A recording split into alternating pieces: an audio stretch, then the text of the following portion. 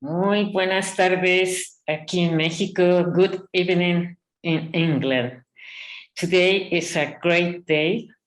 Estaremos con Esther Corona, vicepresidenta de la UAS. Bueno, maestra de cualquiera de nosotros, no cabe más decir. Nos va a acompañar y muy amiga de Jeffrey Wicks. Y bueno, Jeffrey Wicks, ¿qué decir? Bienvenido a la entrevista que tiene el nombre Between Worlds, Entre Mundos. Bueno, good evening, Jeffrey. Good evening, all. Esther. Bueno, buenas tardes. Es un gran privilegio y un honor compartir esta reunión, porque es más que una sesión, más que un Zoom. Es una reunión de colegas, de amigos y de tener la presencia de Jeffrey Wicks, que indudablemente es una de las presencias más importantes en hablando de sexualidad desde el punto de vista histórico, sexológico, prácticamente antropológico. Y entonces vamos a tener en este momento la posibilidad de unirnos a través del ciberespacio y vamos a una conversación un poquito entretenida porque vamos a hablar en inglés y en español para ir adelantando algunas ideas y después tener participación del público. Alma. Gracias, Esther. Es un honor que nos acompañes y con Jeffrey. Bueno, presentar a Jeffrey es muy complejo. Son páginas y páginas de su currículum. Y solo vamos a decir que fue pionero del movimiento en la historia de LGBTQ y plus, y fue uno de los activistas homosexuales de la década de los 70s y ha continuado trabajando avances en la justicia de Gran Bretaña y más allá. También tiene décadas como académico y profesor en emérito en sociología del London South Bank University, a la que se incorporó en 1994. Ocupó varios puestos de responsabilidad en la universidad, entre ellos decano ejecutivo de Artes y Ciencias Humanas, director investigador universitario y profesor investigador. Finalmente se jubiló en 2013. Autor y coautor de 25 libros y más de 200 artículos. Sus libros, Coming Out, que es el libro de 1977, edición del 40 aniversario de 2017, que Esther nos está mostrando, y bueno, Sexopolítica Social, 1981, cuarta edición, 2018, Sexualidad y sus desconectos. Me gusta mucho este título, Sexualidad y sus desconectos, 1985. Sexualidad en 1986, quinta edición. Limitantes entre personas del mismo sexo, 2001. El mundo ganando en 2007. ¿Qué es la historia sexual? 2016. Recientemente publicó un libro de sus memorias que vamos a charlar el día de hoy, Entre Mundos, Between Worlds, que cuenta la historia de su vida, de sus orígenes, de la clase trabajadora de la comunidad minera de Gales del Sur. Jeffrey, welcome. Muchas gracias, Jeffrey. Ese es un súper resumen. Thank you very much for inviting me, and I'm really looking forward to a good discussion over the next hour or so. Thank you very much for attending, all of you. Jeffrey, as Alma has just pointed out, you recently published this book about your life, your autobiography. What inspired you to write this autobiography, your memoirs? Can you please tell us a little bit about that, Cynthia? La doctora Esther pregunta que acaba de hablar al respecto de este libro que es Memorias entre Mundos. ¿qué fue lo que lo impulsó a escribir este libro? Dr. Wicks. It started something like 15 years ago when I wrote a book called The World We Have Won, which was about changes that have taken place in sexual attitudes during my lifetime. I was born in 1945. The book starts in 1945. And in that book, I had a brief autobiographical section, very brief, but that was the section most reviewers and friends mentioned. So I was encouraged to do the other side of the picture, my own personal life in that time.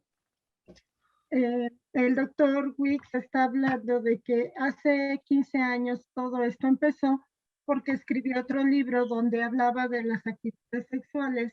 El libro empieza en 1994 y habla de sus amistades, de las relaciones con otras personas y habla brevemente de su vida. Tiene una breve autobiografía. Por lo tanto, ahora se propuso hacer una autobiografía de manera más completa. My partner, Mark, gave me great encouragement to do it and help along the way, and others seemed interested.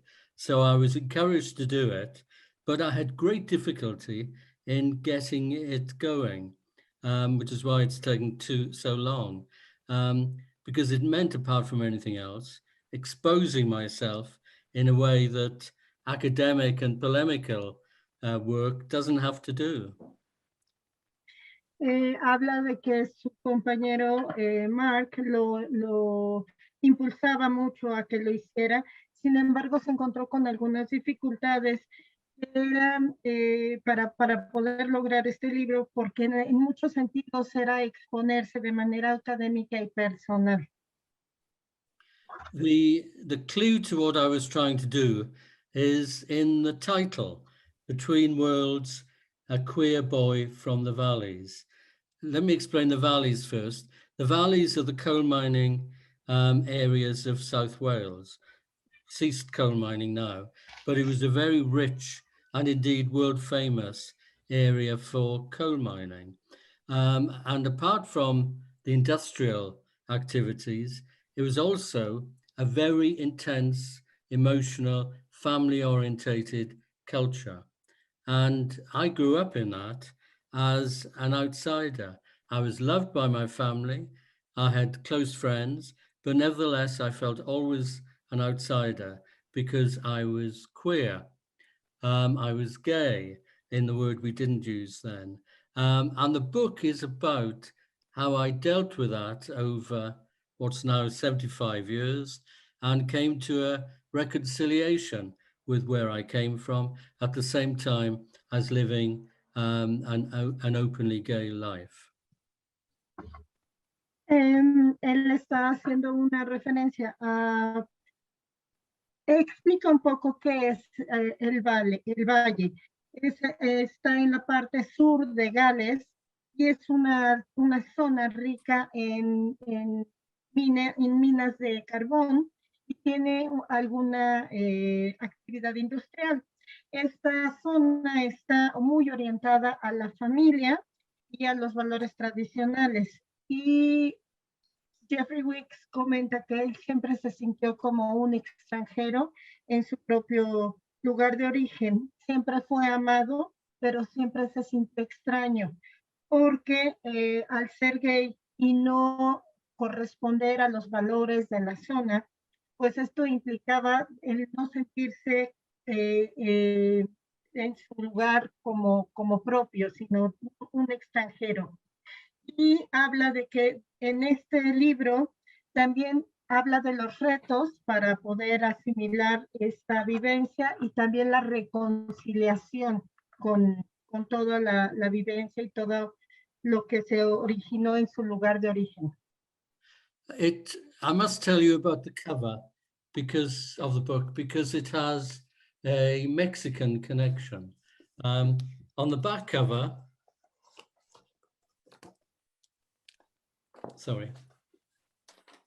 on the back cover, is a picture. Can you see it?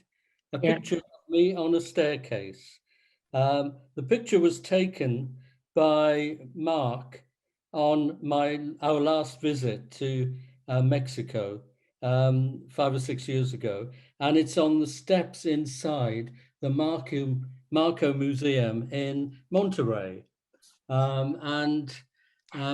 Completely unknown to me, when Mark posted this online, he called it Between Worlds. So I was thinking of that title for my book, but Mark had already come up with a title for this picture in the Marco Museum. So I feel Mexico has a link with this book, and indeed with the story I tell in the book. Está comentando que la portada del libro tiene cierta conexión con México, porque estando en un museo en Monterrey, Mark le tomó una foto al pie de una escalera y entonces posteó la fotografía en las redes y el título que le puso fue exactamente Entre Mundos. Y de esta manera se convirtió en el título del libro y además tiene esta conexión con México. Wow, Jeffrey, ¿cómo te interesaste por primera vez en la investigación de la sexualidad y en la historia LGBTIH+ y demás? Yeah, go, sorry. No, I was going to ask you if you know the question. We are on question 3, part 3. I think I've got the question. What inspired me to research sexuality? I trained as a historian, and in particular as a historian of political ideas. So one of the things you'll notice in the book and in all my books is my interest in ideas. But in 1970, something really significant happened in my life. I became involved in the new gay liberation movement in London. And I wanted to contribute to that movement, apart from going on demos and having meetings and all that sort of thing, which I did do. I wanted to do something distinctive. So I thought what I would do using my training was do a history of the development of the sex reform movements, and in particular, the gay liberation movement. And that led to the writing of my first book. Está hablando de que él es historiador de las ideas políticas y en 1970 se involucró en un movimiento que fue muy significativo para él, que fue el movimiento de liberación gay. Y tiene un momento muy distintivo porque lo que decidió fue hacer la historia del movimiento de reforma sexual y eso originó su primer libro. The book was what became Coming Out, which was a history of the emergence of campaigns for homosexual rights, and nothing had been written on that specific area before. So it was carving out a new area. I thought that would be it, that I'd go on to do other things. But then I was asked to do a history of sexuality in Britain over the last 200 years, which became Sex, Politics and Society. Then I was asked to do a book on ideas of sexuality, which became Sexuality and Its Discontents. Then I was asked to do a book of sociology, which became the book Sexuality. And I found that what was intended as a small project became a lifetime's commitment. Está hablando de cómo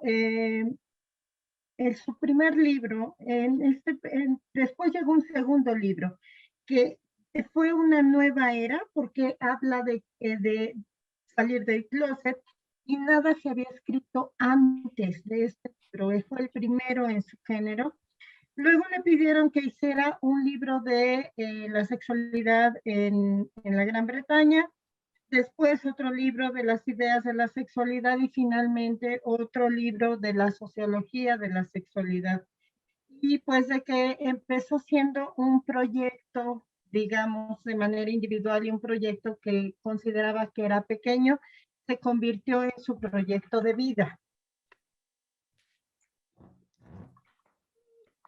The crucial thing about doing coming out is it made me well known, it made my reputation, but for a time it ruined my career because no one wanted to employ someone who was openly gay, writing about homosexuality, and then even worse, writing about other forms of sexuality at a time when there was intense hostility to homosexuality and fear of anything out of the ordinary in relationship to sexuality. So in a sense, I had to carve out my own space, and I couldn't get a job in a university teaching history. And in fact, I never had a job teaching history in a university, instead of which I became a sociologist of sexuality and got a professorship in sociology. Está hablando de cómo creció su reputación como un gay escribiendo al respecto de la sexualidad gay y por lo tanto no pudo conseguir un trabajo enseñando historia en la universidad, por lo tanto se convirtió en un sociólogo que estudiaba la sexualidad para poder ejercer en esa área.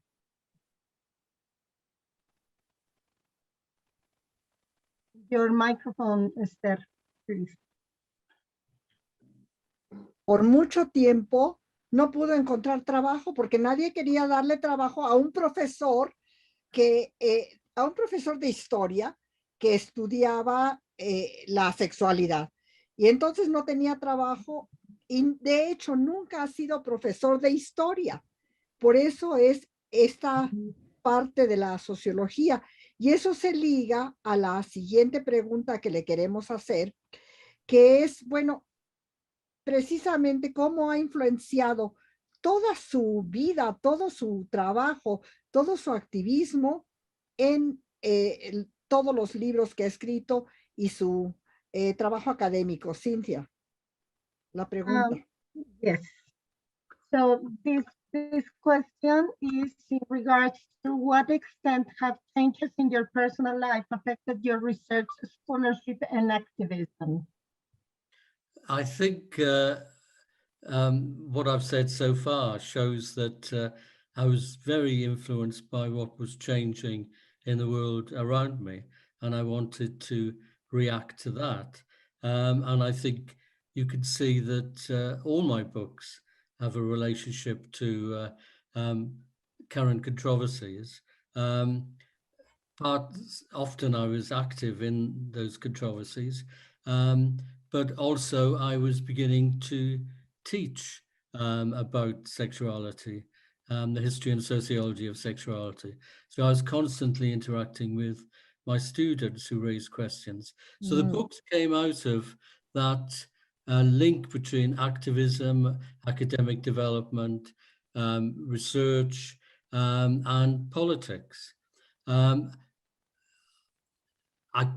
have to confess, I was influenced by politics, but I also, all through my career, wanted to affirm that my work was of the highest scholarly standards. I didn't want what I wrote to be political tracts, which people could dismiss. I wanted them to be based on solid research. So I could see no incompatibility between being open about my political and cultural commitments at the same time as I was striving to tell the truth as I saw it, based on solid evidence and high scholarship. El doctor Wicks está hablando de cómo todas estas circunstancias que él estaba viviendo han influido su manera de trabajar, y los libros están relacionados con temas controversiales. Por lo tanto, fue en este momento que empezó a enseñar al respecto de la sexualidad, y entonces se vinculó el activismo, sus actividades académicas y sus investigaciones.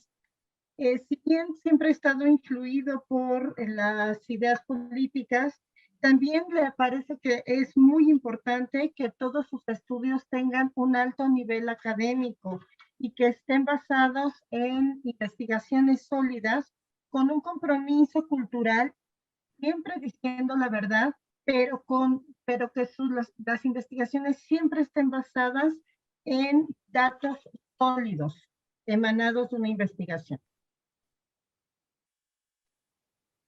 Alma. Sí, te describes a ti mismo, Jeffrey, como historiador, sociólogo y de la sexualidad. ¿Qué importancia tiene para ti el enfoque interdisciplinario de la sexualidad? You describe yourself as a historian, a sociologist of sexuality. How important is an interdisciplinary approach to sexuality? As I said earlier, I trained as a historian of ideas, and I remain fascinated by ideas, not so much political ideas anymore, but sexual ideas. I began as a fairly conventional historian, but of ideas. And I found that writing about sexuality pushed me beyond the boundaries of a single discipline. Because as I've argued through my work, you can only understand sexuality, sexual identities, and so on, in terms of the historical and sociological and cultural context in which sexual lives are lived. And that's always been central to my research. And that pushed me into the field of sociology, but also other areas, geography, anthropology, whatever helped me to understand the historical phenomenon I was examining.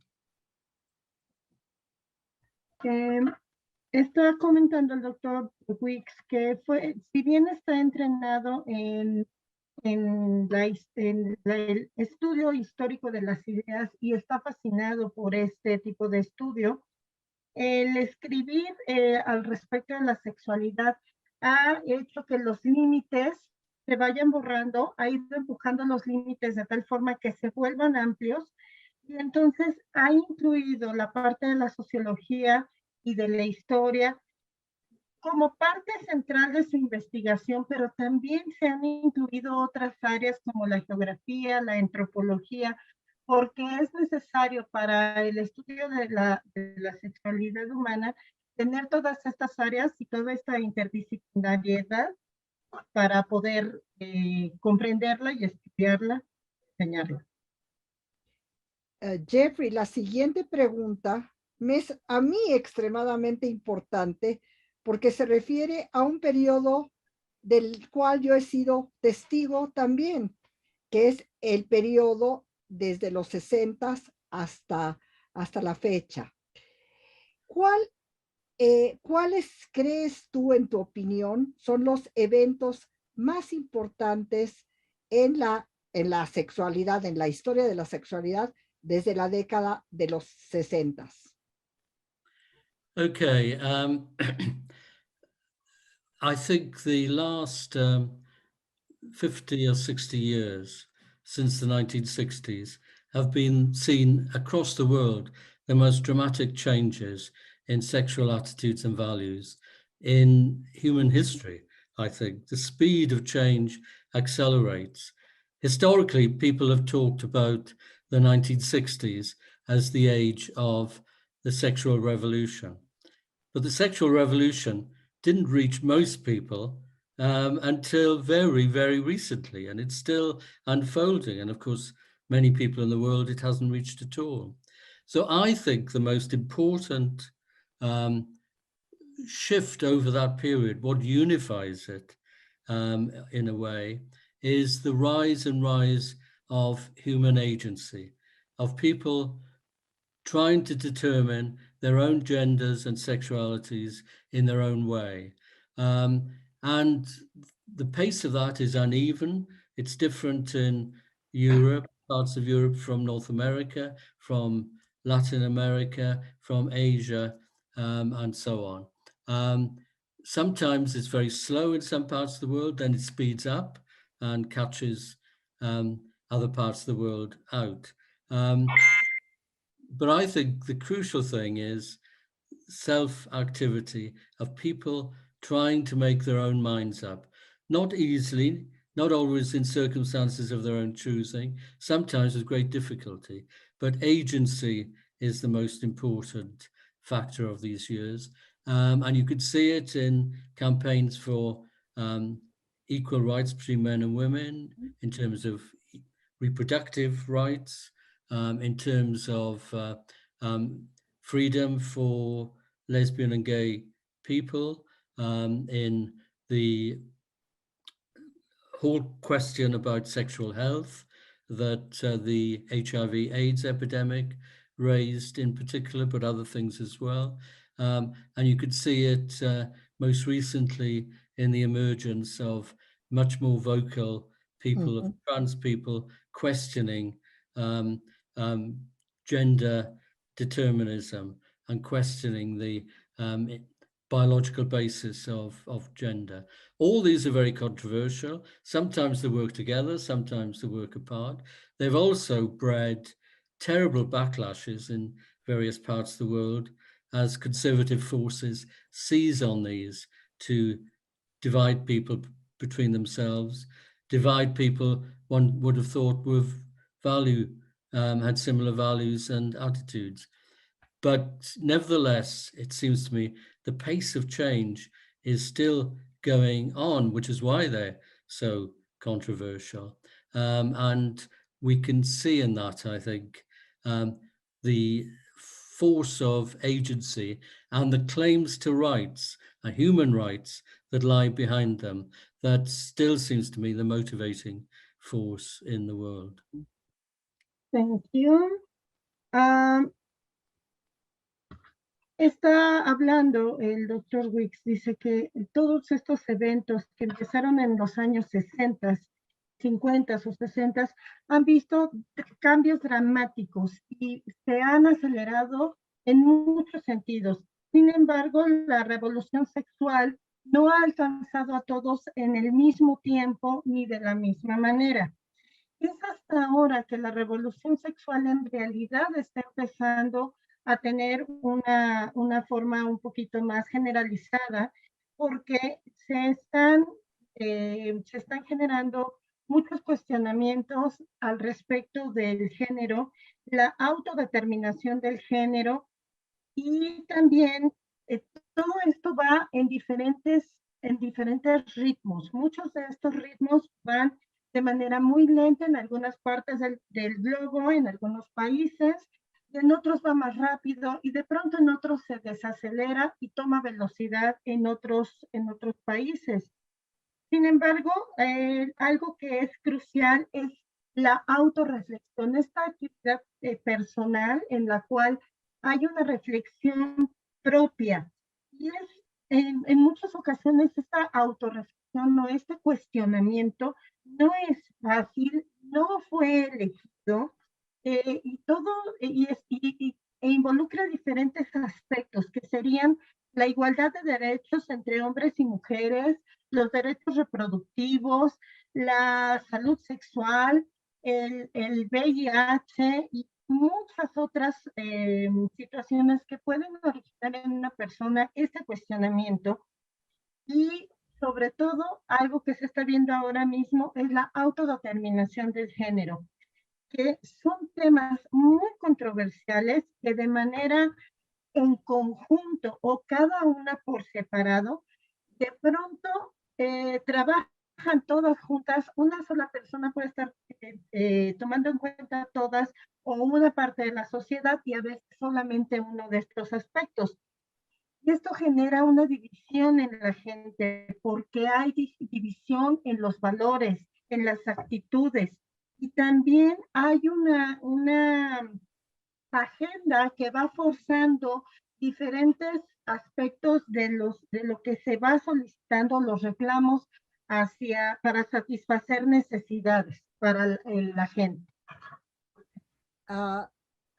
Yes, I fully agree on how our present view of sexuality has been interwoven by feminist and sexual diversity movements, youth movements back in the 60s, and even things like the possibility of safe contraception, what that meant for women. And then, of course, HIV and right now, I agree on how these, although we have had the backlashes, how these right now, there's again like new surge of these movements which seem to seek a wider, more comprehensive view of sexuality, and of course. Claims like very, very right claims like identity, like freedom of violence. So I fully agree that these years have been absolutely crucial, and at the speed of the changes have been astounding. Cynthia. La doctora Esther Corona está hablando de que está totalmente de acuerdo al decir que estos movimientos han tomado mucha fuerza, sobre todo pues se han visto manifiestos en el movimiento feminista, en los movimientos de la diversidad sexual, del VIH, y actualmente hay una nueva búsqueda que es un movimiento que busca una visión mucho más amplia, mucho más incluyente de la sexualidad, donde hay una demanda porque se tiene, por ejemplo, con la libertad de la identidad y de la libertad de vivir libres de violencia. The backlash, of course, is a tribute in a way to the gains that have been made over the last 50 or 60 years. There's no point in reacting against something unless you feel that something is successful or is going somewhere. And of course, at the same time, the backlash causes terrible pain.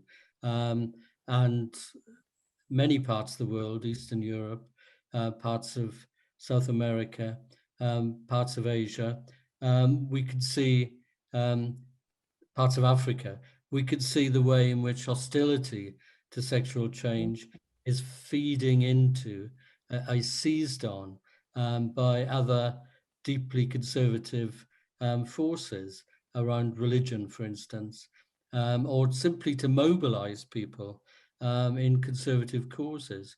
So that is a terrible danger. And many people have suffered as a result of that. But at the same time, that very fact of backlash, of trying to force back the tide, encourages people to define themselves in new ways, to see themselves as fighting for rights. So we have a very complicated dialectic in the world today.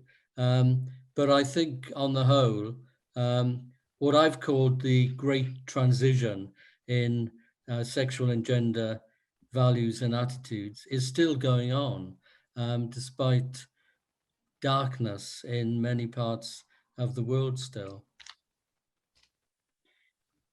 El doctor Wicks está hablando al respecto de las reacciones, y estas reacciones, pues en muchos sentidos generan mucho dolor, y en algunos momentos inclusive alimentan los movimientos conservadores, las fuerzas terribles, y esas también pueden ser algunas de las reacciones porque lastiman a otras personas. Sin embargo, esto también puede animar a la gente a restablecer, a fijar sus posiciones, a mantenerse leales a sí mismos. Y pues estamos en una gran transición de la oscuridad seguramente hacia la luz, pero es un momento crítico actualmente.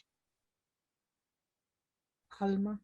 Sí, Jeffrey, ¿te refieres a la pandemia de cómo te refieres a la pandemia del VIH-Sida y cómo afectó esto personalmente y como historiador y sociólogo?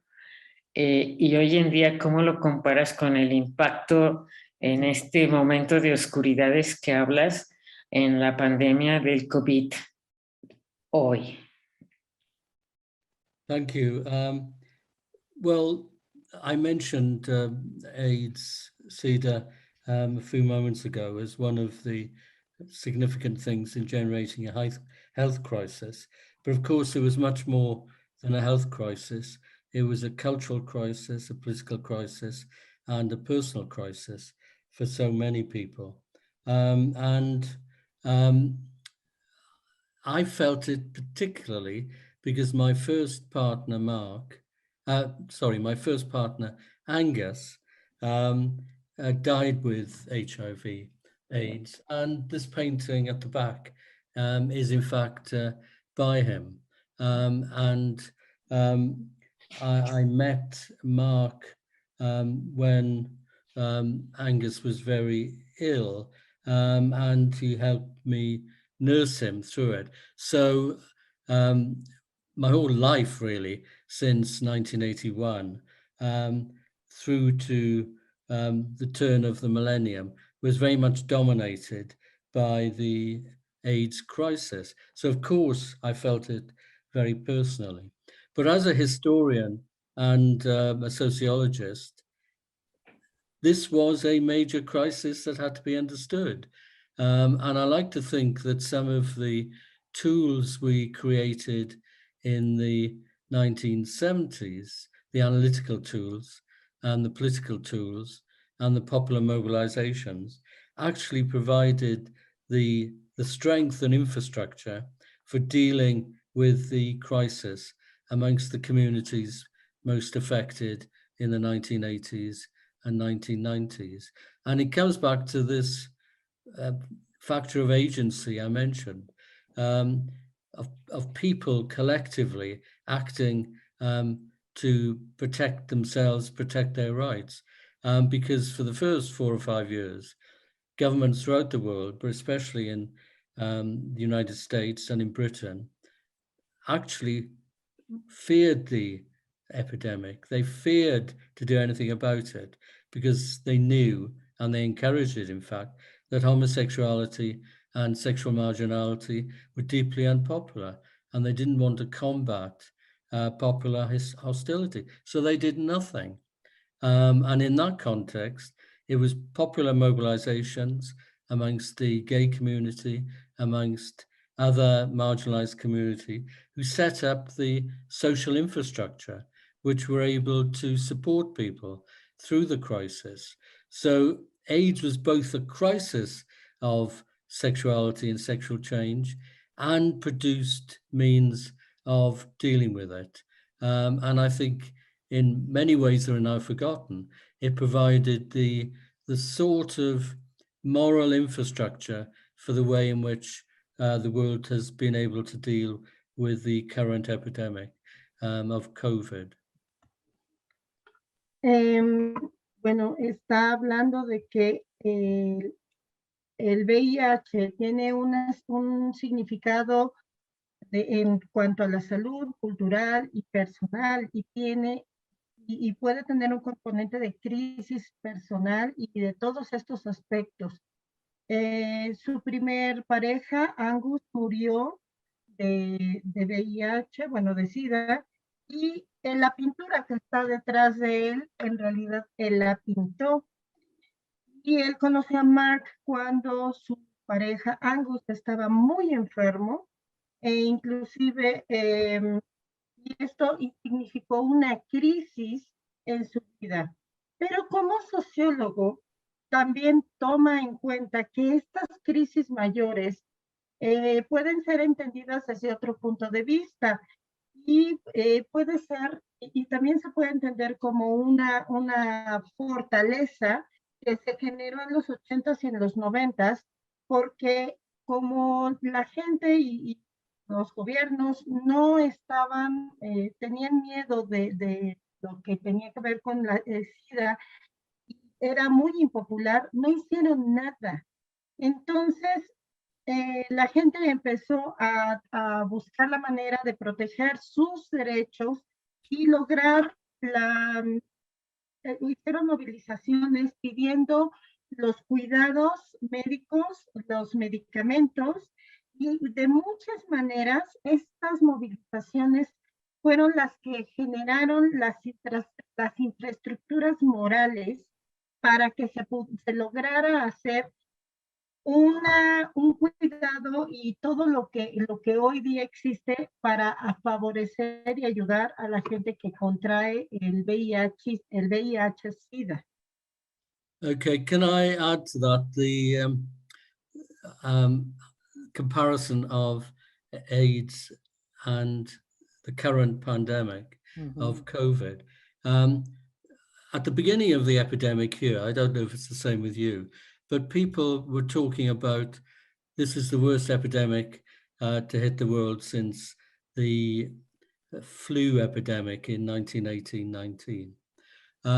But actually, there was a worse epidemic than that, which is still ongoing in many parts of the world, and that's the AIDS epidemic, which has so far killed many more people. It's just as terrifying. And it tends to be forgotten now because we have ways of living with HIV and AIDS, and we have drugs that can make life viable.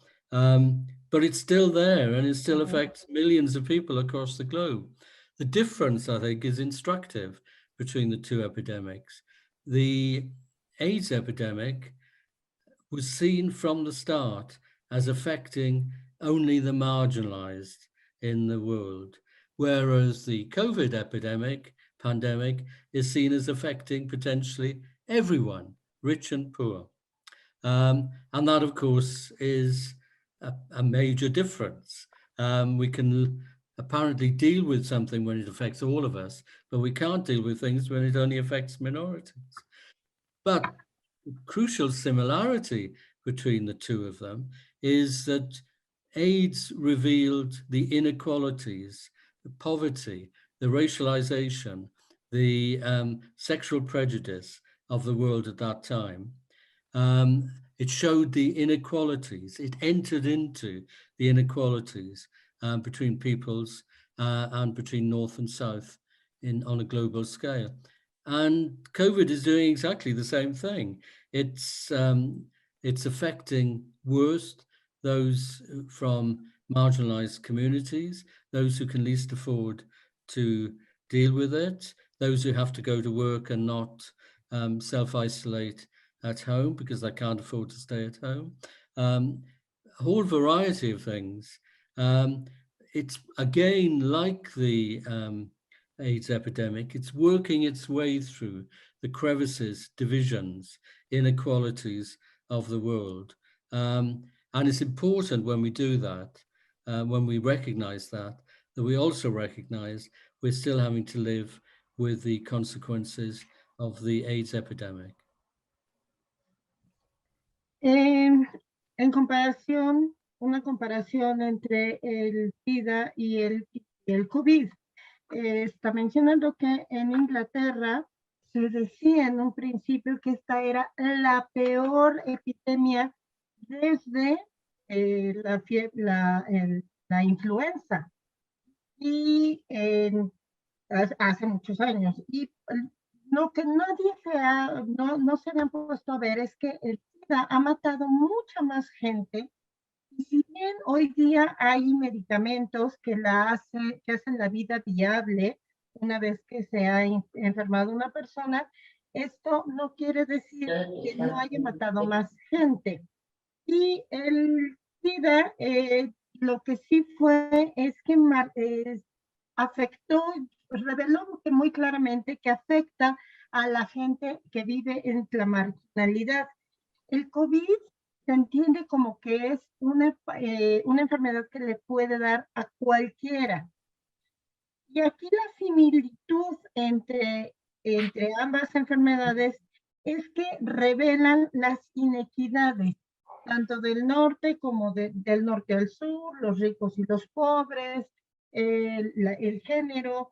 Y obviamente dentro del COVID también vemos las inequidades. La gente que pudo aislarse, que tenía los medios para no tener que ir a trabajar, tuvo mejores posibilidades para sobrevivir que aquellos que tenían que salir a trabajar porque no tenían otra opción, no podían resguardarse. Y estas inequidades se volvieron muy claras a partir de estas pandemias. Sin embargo, algo que es muy importante ver es que el SIDA es una epidemia que continúa, no se ha detenido. Si bien existen los medicamentos, esto es algo que continúa y sigue cobrando vida. Jeffrey, what you're talking about is facing very important issues, and this has to deal with justice. Así que ahora te pregunto, que dices que sigues comprometido con el avance de la justicia sexual. ¿Qué quieres decir con esto? ¿Cuáles son los desafíos que enfrentamos el día de hoy en términos de justicia, la justicia sexual? Sexual justice, the concept, has always been at the heart of the sexual emancipation movements since the beginning of the 20th century. The famous pioneer sexologist and campaigner, Dr. Magnus Hirschfeld in Germany, before the First World War and up until the 1930s, argued that justice, sexual justice, was a crucial part of what he was after.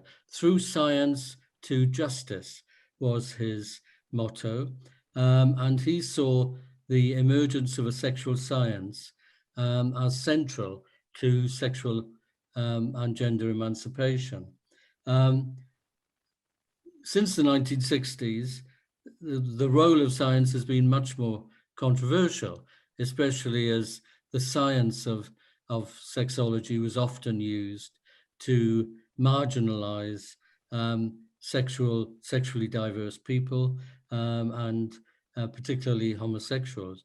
So the role of science has changed, but the idea of justice, of sexual justice, of striving for the recognition of people's rights to express themselves, to be themselves, to choose what they wanted to be, has been pretty central. It comes back to this idea of agency that I mentioned earlier. Of course, it's a contested term, but I like to start with where we're at. We're in a situation where where we've gained a lot over the years, especially in the rich countries of the global north, but also in other parts of the world. There's greater recognition of homosexual rights. There's greater recognition of reproductive rights and so on. Although all the time, as I've said, there's a threat of backlash. But if we start where we are and ask what is blocking the achievement of equal rights for all, of human sexual rights, then we can begin to determine what the problems are. Problems are inequality of power, inequality in economic and social and cultural terms, lack of access to reproductive equipment or to drugs that combat HIV or other sexual health issues. Through focusing on what we want in terms of equality of experience, equality of choice, then you could begin to determine what's blocking them. And different parts of the world have different emphases because we're at different stages of the battle over sexual justice. But the idea of sexual justice as an overarching goal seems to me what's always been at the heart of the emancipatory movements and will continue to be at the heart of those emancipatory movements. You will be pleased to hear that our next World Congress of the World Association for Sexual Health has as its main theme sexual justice. And thank you very much. I knew that, and I think that's a really important emphasis, really important. Estaba comentando el doctor Wicks que hay diferentes desafíos y uno de los desafíos que se ha abordado desde 1930 que además es el corazón de estos desafíos es la justicia sexual. Desde la emancipación de la sexualidad a principios del siglo XX, siempre se ha hablado de, se habla de la justicia a través de la ciencia. Y dentro de los retos que implica es la emancipación del sexo género y también la marginalización del sexo y de la diversidad de la gente, que al final, algunas otras son las ideas de la justicia sexual, que la gente puede expresarse, y eso es un punto central. Y estamos en una situación donde ya se han ganado muchos terrenos. Obviamente los países donde hay más dinero, los países que económicamente tienen mayores recursos, también tienen mayores avances. Sin embargo, en todo el mundo han habido ciertos avances, aunque algunos de ellos no sean tan evidentes. Pero también habría que analizar cuáles son los factores que están bloqueando estos logros. Y estos factores podrían ser las inequidades en el poder, las inequidades económicas, la falta de acceso a métodos anticonceptivos, y pues hay que hacer un énfasis en todas las batallas que todavía hay que librar, pero dentro de todo esto, la justicia sexual es el corazón de este movimiento y de este trabajo. Y la doctora Esther Corona habló de que el tema del Congreso de la UAS de este año es justamente la justicia sexual. Jeffrey, eres autor de muchos libros. ¿Cuáles crees que son los más importantes y por los cuales te gustaría ser recordado? That's a very difficult question.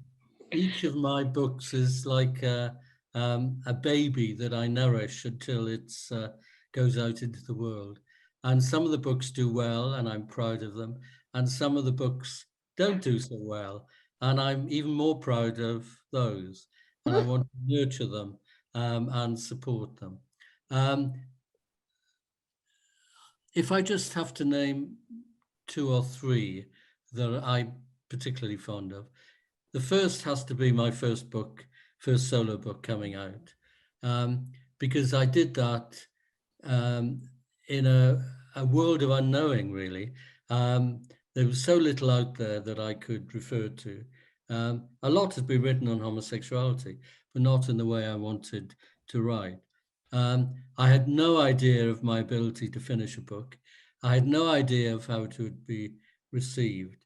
So it was a real step into the darkness. And I'm proud of the fact that, 40 years later, it was reissued a few years ago and was still of interest. So that's very important to me.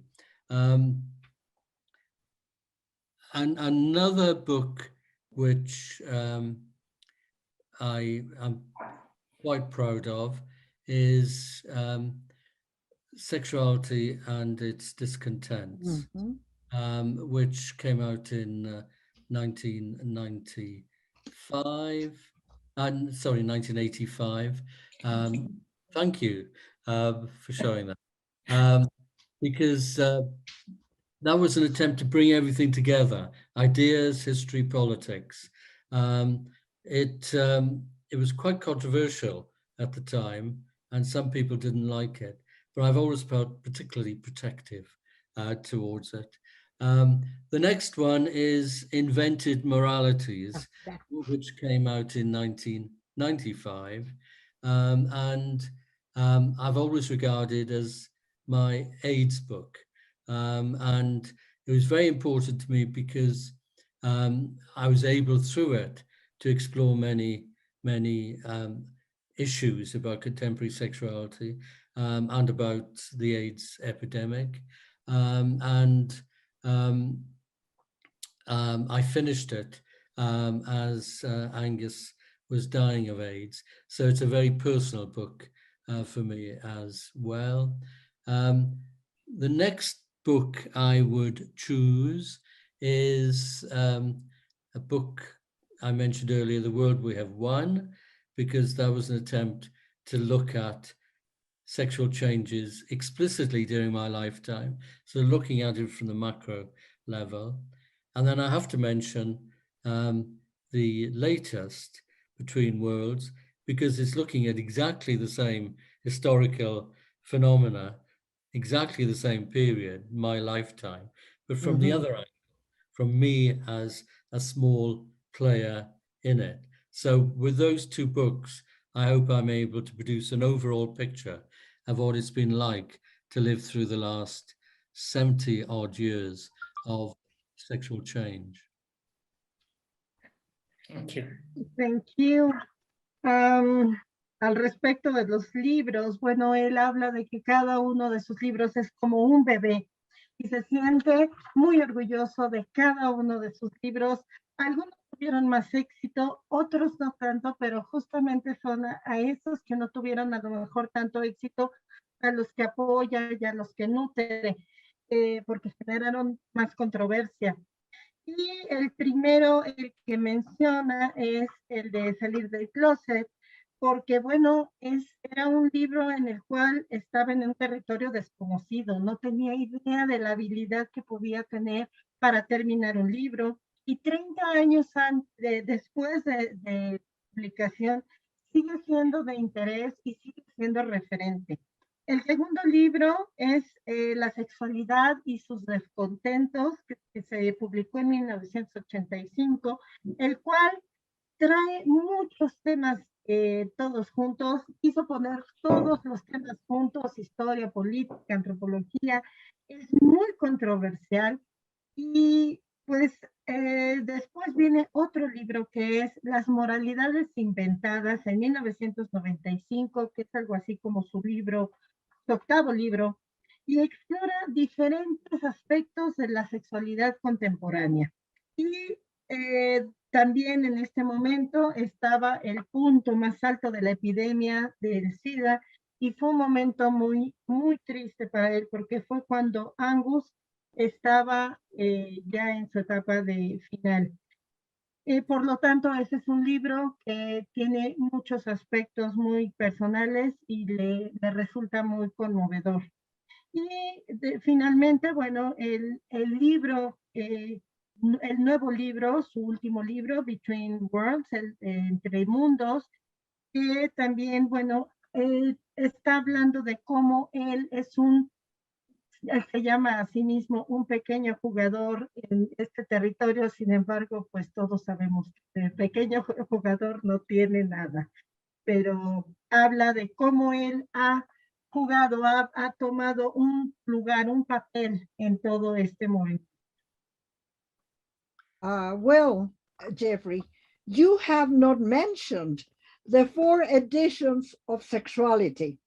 And if you want to ask me, you know, I wouldn't be able to say which is my favorite book although I love Invented Moralities and some of your later books, The Languages of Sexuality. But these 4 editions are, I think, what I call seminal books. Books which no one who is interested in sexuality in any of its fields can ignore. They're, to me, you know, really groundbreaking and foundations of sexuality today. Oh, thank you, Esther. I appreciate that. And it is a book I'm fond of. And I'm working on the 5th edition, you'd be interested to know. So that should be out next year. So it's a book I'm proud of. I think the books I mentioned, sexuality is always sold very well. The books I mentioned may not have always sold so well. So I wanted to protect them and boost them and say how important they are to me. But thank you for your advertisement for sexuality. La doctora Coroda comenta que no mencionó la 4ª edición de su libro Sexualidad. Ese es un libro que nadie que esté interesado en el tema de la sexualidad humana puede ignorar, porque tiene todos los fundamentos de la sexualidad. Y el doctor Briggs menciona que ya está trabajando en la 5ª edición de este libro. Es un libro del cual se siente muy orgulloso y que está, pero que al final también lo que quiere es proteger e impulsar otros libros que a lo mejor no se vendieron tan bien. Y ahora yendo a la siguiente pregunta, which is, I'm going to go back and forth in English and Spanish, which is linked, the next question is linked to all this history, to all these books, to all that personal history that you mentioned in Between Worlds, as well as all your scholarly achievements, which are really very important. And so what do you think is your own most significant contribution to the understanding of sexuality? Cintia, ¿no traduces la pregunta, por favor? Claro que sí. ¿Cuál cree que es la contribución más significativa a la comprensión de la sexualidad? Tuya, yours. Okay. It's, I have no doubt what it is, but I always have difficulty in wondering if other people will agree. I think my most important contribution to the understanding of sexuality is my emphasis on the historical nature of sexual identities, sexual attitudes, sexual values. When I began, the discourse was focused absolutely on the truth or not of biology. Of course, biology is very important. I've never rejected it, particularly in relationship to differences between peoples. But from the beginning, I believed very passionately that you could only understand a particular culture's attitude to sexuality if you understood sexuality and gender as historical phenomenon, as shaped by and within culture. That doesn't mean cultures determine everything about our individual sexual lives. We're not pieces of clay that you can stamp attitudes on. We're very complex people made up of biology, psychology, history, culture, sociology, or whatever. But unless you look at the historical context in which sexual values, sexual identities, sexual concepts, sexual organization of society develops, you can't understand it at all. And you can't necessarily draw on evidence of one culture to understand another culture. You have to understand each culture within its own terms, within its own meanings and within its own history. That's been called the social construction of sexuality. It's been an extremely controversial term. There have been battles fought in the street, at least in the seminar rooms around it. It's a difficult concept for some people to understand. It's so much easier to say, I was born this way. Well, we're all born this way or that way, but what does it mean to individuals? How do things change over time? Those, to me, have always been the crucial questions. And that's the question, or the set of questions I've tried to explore in my own work over time. I don't like the term social construction of sexuality particularly because it's so harsh. It's not humanistic. But if we understand it as trying to understand the historical shaping, evolution, shaping, determination of sexualities, that's the word, then I don't think we can understand sexuality and gender at all. Jeffrey, bueno, sí. Cintia, gracias. Habla de que la pregunta con respecto a la mayor contribución, inicialmente dice que no tiene una idea, que se le dificulta pensar cuál es su contribución. Sin embargo, habla de que desde su punto de vista, su más importante contribución es ver la sexualidad desde una naturaleza histórica, no biológica. Él comenta que no rechaza el punto de vista biológico. Sin embargo, si podemos empezar a entender desde el punto de vista histórico, podemos tener una mejor aproximación, porque la historia determina y forma a la persona. Dice que no somos una pieza de cerámica, somos gente muy compleja, y a menos que se tome en cuenta el contexto histórico, los valores, las vivencias, no se puede entender la sexualidad.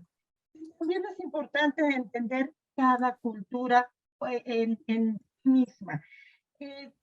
Significa cada aspecto en una cultura en particular.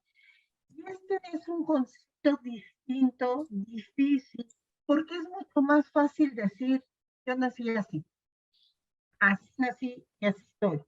Sin embargo, es una pregunta crucial. Y él habla de que no le gusta mucho el término sexualidad, sino que le gusta más hablar de que hay sexualidades que se fueron formando de manera histórica. Alma, antes de que termines, Sí. just let me say that maybe for another dialogue or a conversation, but I mean, there would be many people who could talk at length to the contribution you have made to our own lives, our own thinking, and our own perspective on sexualities. So I will leave it at that, because that would take a full hour or more just on my point of view. But anyway, I just want to tell you thank you, because you have really been, for many of us, a very important milestone in our lives and in shaping our own thoughts about sexualities. Thank you very much, Esther. I really appreciate that. Thank you. Alma.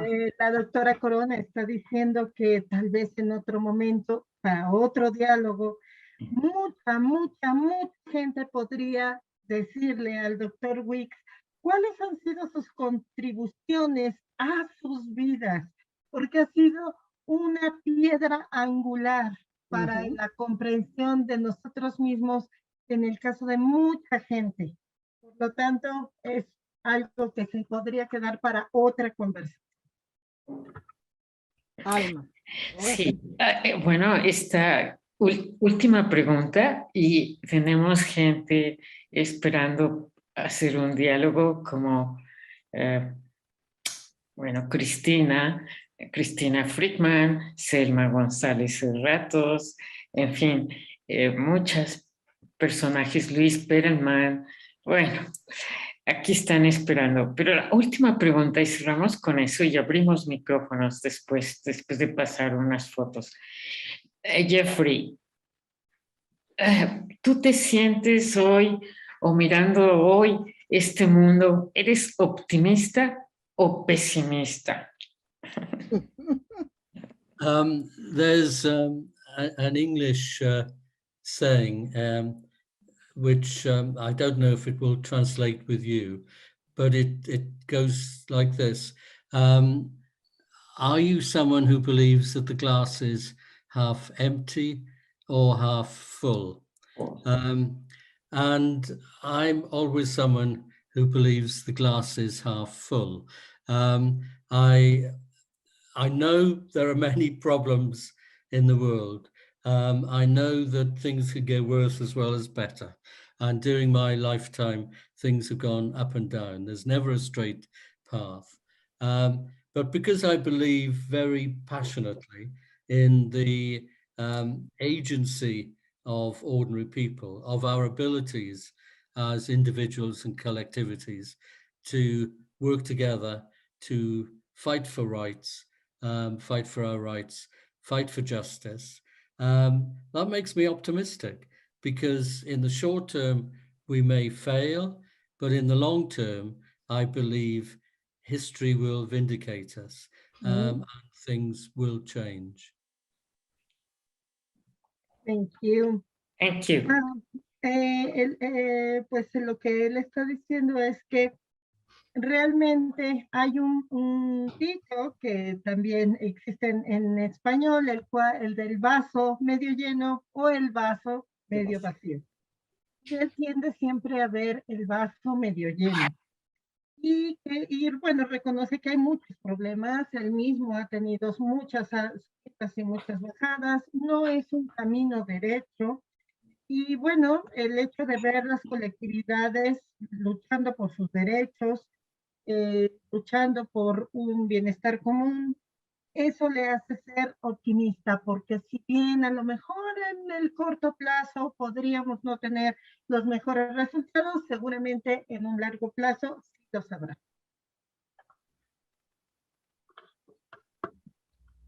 Thank you very much for this upbeat ending. It's very good. Thank you. Thank you. I've enjoyed our discussion enormously. Okay, Thank you for inviting me. Dice la doctora Corona que gracias por esta agradable y optimista, ese optimista final. Y bueno, agradece al doctor Wicks el haberlo invitado. Gracias. ¿Tenemos preguntas? ¿Tenemos preguntas o comentarios, Alma? Sí, bastantes. Aquí está Cristina Friedman, Selma González Cerratos, Luis Perelman, varias, Norma González, Beverly Whipple y Sergio. Está Selma y Sergio, y Cristina también había pedido la palabra. ¿Vas a poner el PowerPoint una vez o al ratito? Al ratito, ya entramos, lo hicimos al revés. Sí. Cristina, ¿quieres comentar algo?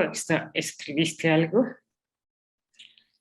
O si nos esperan, pasamos un PowerPoint y hacemos el diálogo, ¿no? Gustavo, mejor para cerrar esta parte y entramos con las preguntas, respuestas y comentarios de todos, por supuesto que los vamos a ver. Pues aquí, gracias Esther por acompañarnos en Diálogos con Alma, en el homenaje a Jeffrey Wicks. Esther, es un honor. Jeffrey Wicks, es un honor. Thank you very much.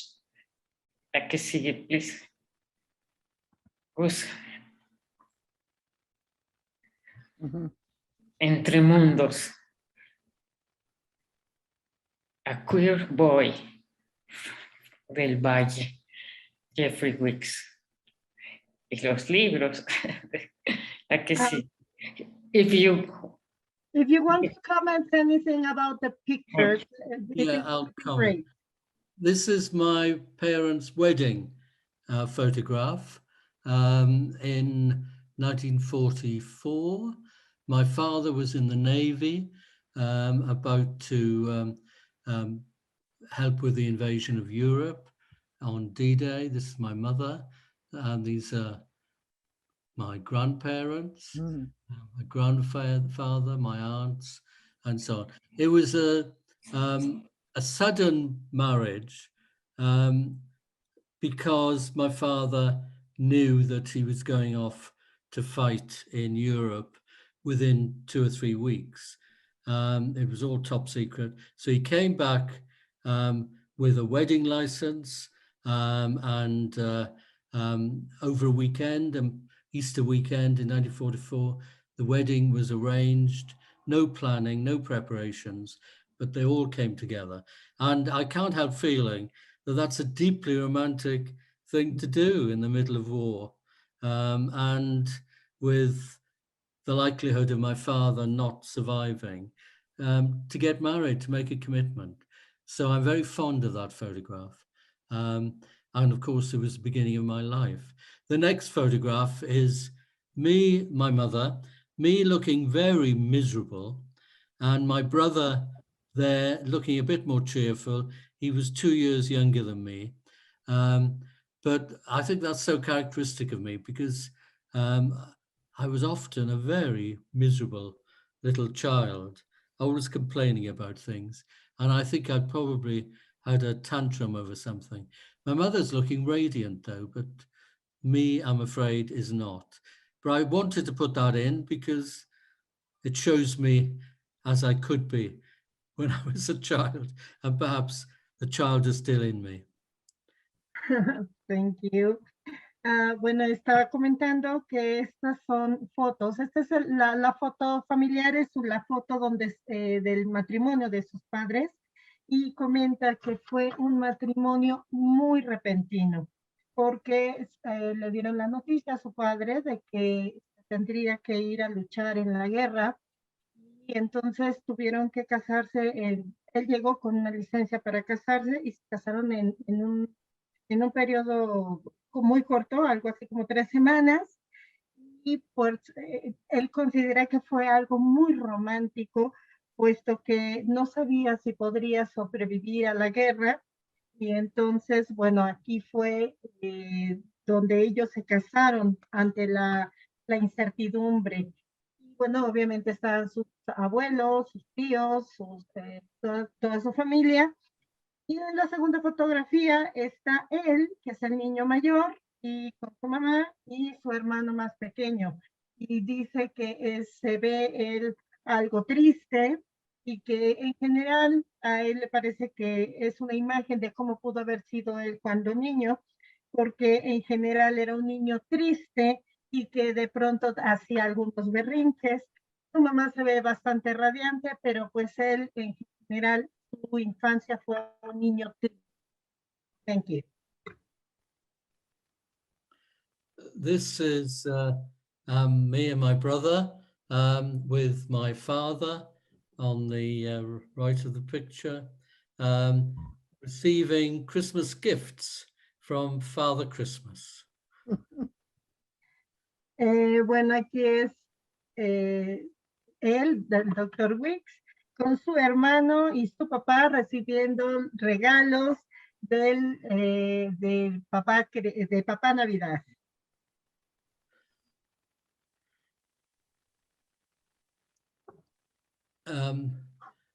This is me at the age of 19 on the left of the picture, looking young and carefree, with red hair. And this next to it is my first long-term relationship with Angus.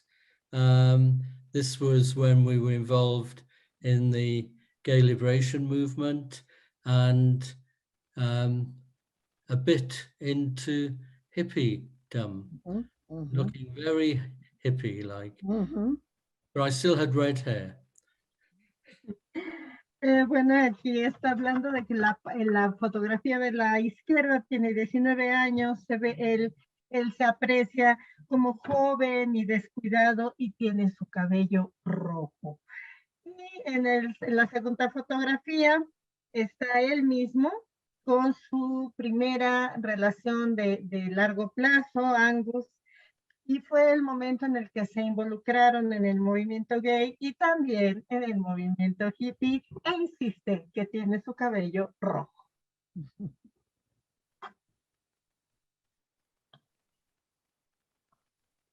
This is on the left is well, I'll start the other side. On the right of the picture as I see it is a painting of me by the artist David Hatter. He was a well-known watercolorist, and this was painted in 1972. It makes me look very thoughtful, almost saintly, I would say, but that's what he saw in me. This is a harsher picture. It was done by a photographer friend of mine who wanted to get rid of all the flummeries of photography and try to show people as he saw them rather than as they would necessarily want to see themselves. So it's a slightly harsh picture, but an interesting picture.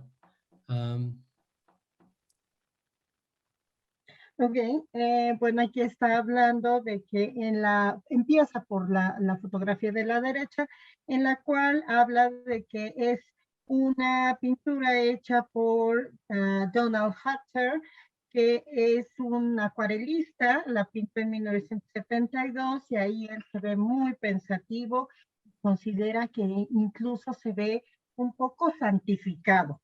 Y en el lado izquierdo, bueno, en contrapartida está una fotografía un poquito más ruda. Es una fotografía de un amigo suyo, el cual trata de captar las cuestiones interiores de una persona y a veces son cuestiones que no nos gustaría tanto ver. Por eso él considera que es una fotografía más dura. Now, this is the cover of a journal I was involved with in the 1970s called Gay Left.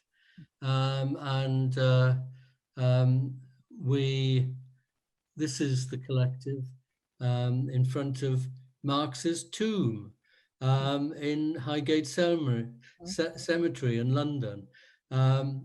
It's a hideous tomb, actually. And we were in a way mocking ourselves and mocking the statue. But we were serious. We were, at that point, we saw ourselves as Marxists. And we wanted to, in a sense, show the links, but distance ourselves. And this is a picture next to it of me with my friend Emmanuel Cooper, who became a famous potter. And we were selling this very magazine, which you can just see there. And it was a cold day. En estas fotografías, bueno, en la parte izquierda es una portada de un periódico y está el colectivo enfrente de la estatua y bueno, habla de que se estaban riendo y estaban bromeando, sin embargo, ellos estaban muy serios en su posición de ser marxistas y estar en el movimiento. Y en la parte derecha, bueno, estaban vendiendo las revistas y habla de que su amigo, pues también después tomó renombre. Perdí una parte, pero bueno. It's Jeffrey as militant. This is, I received a prize for coming out, and this is a picture of me receiving the certificate. Bueno, aquí está el libro del precio de salir del closet y ahí está recibiendo su reconocimiento.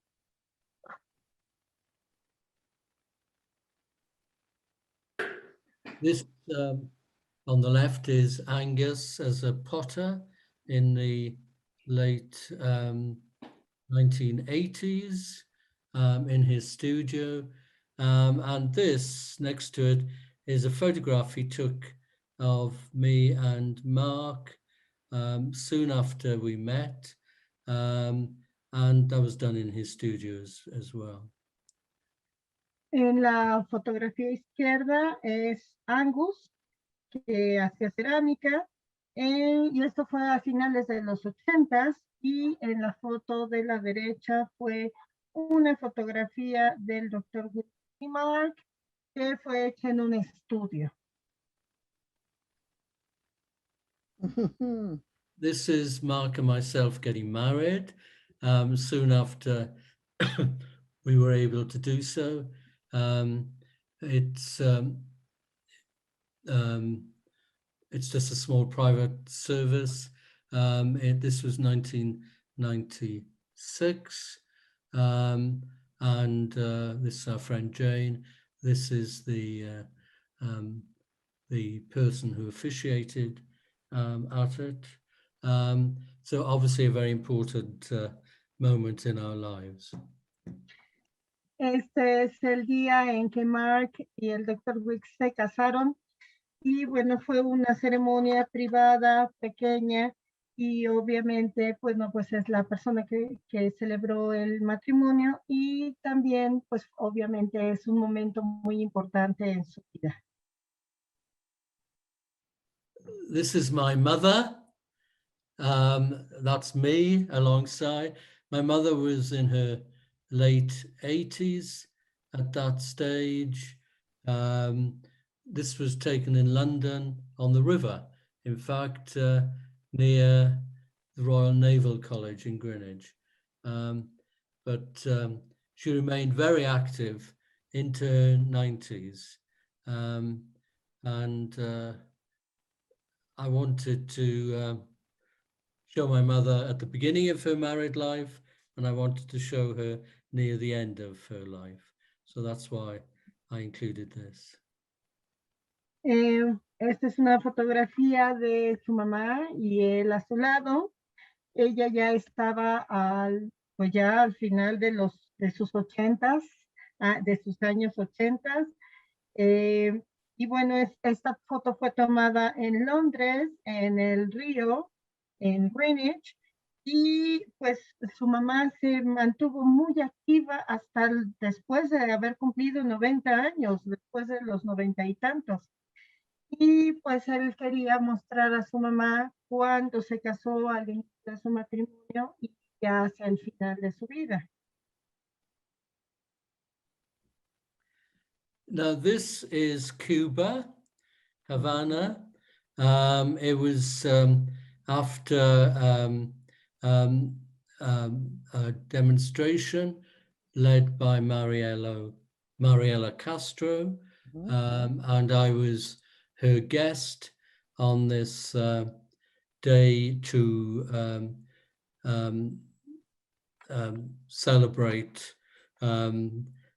gay rights in Cuba, I suppose, in May 6 years ago.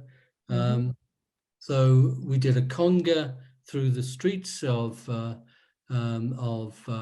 Havana and ended up on this platform. And there was me unexpectedly on the stage with her.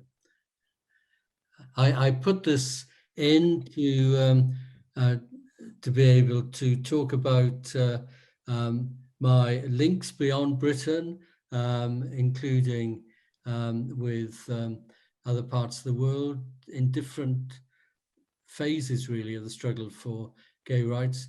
But I also wanted to celebrate Mariela's contribution to change in Cuba.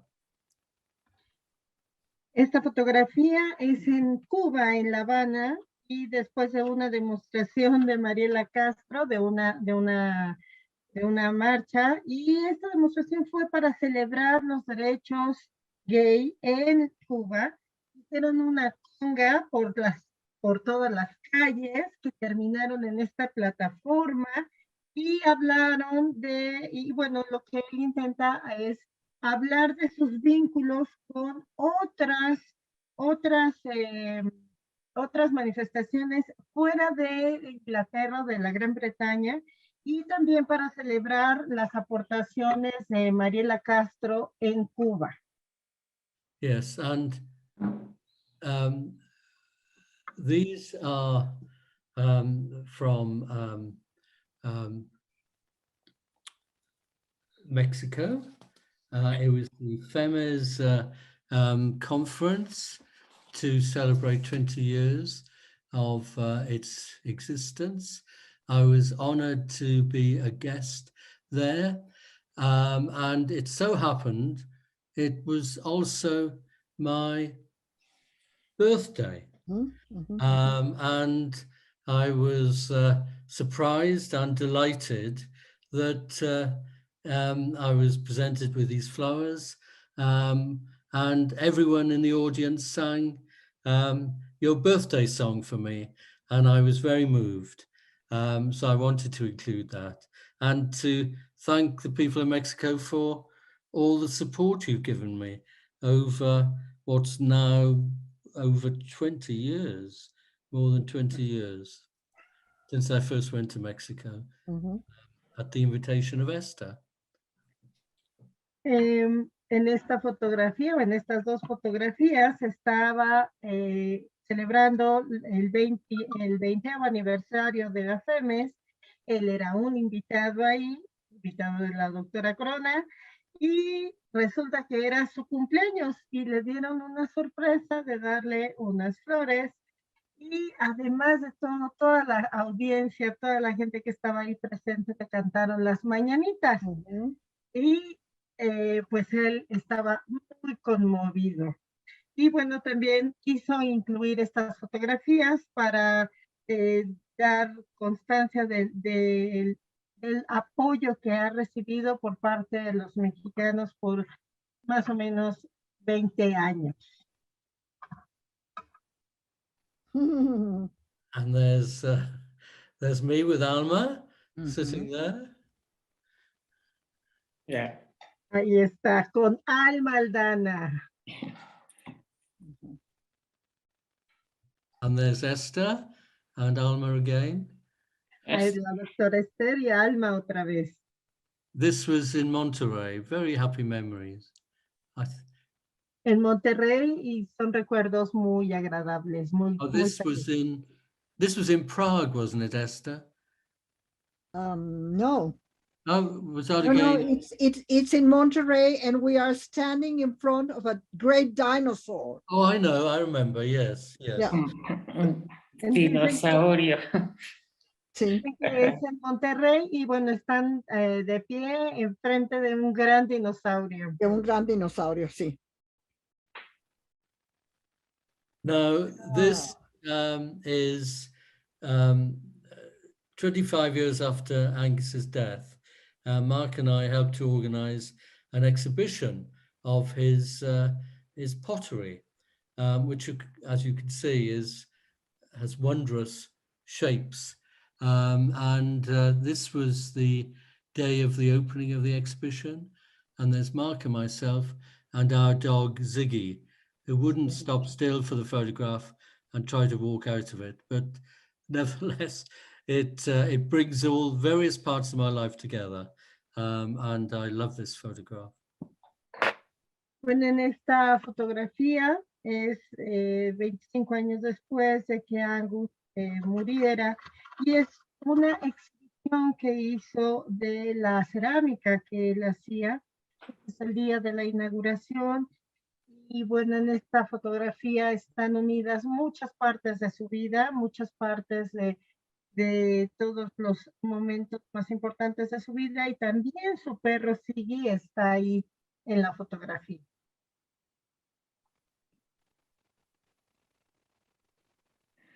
Pues muchas gracias, Jeffrey.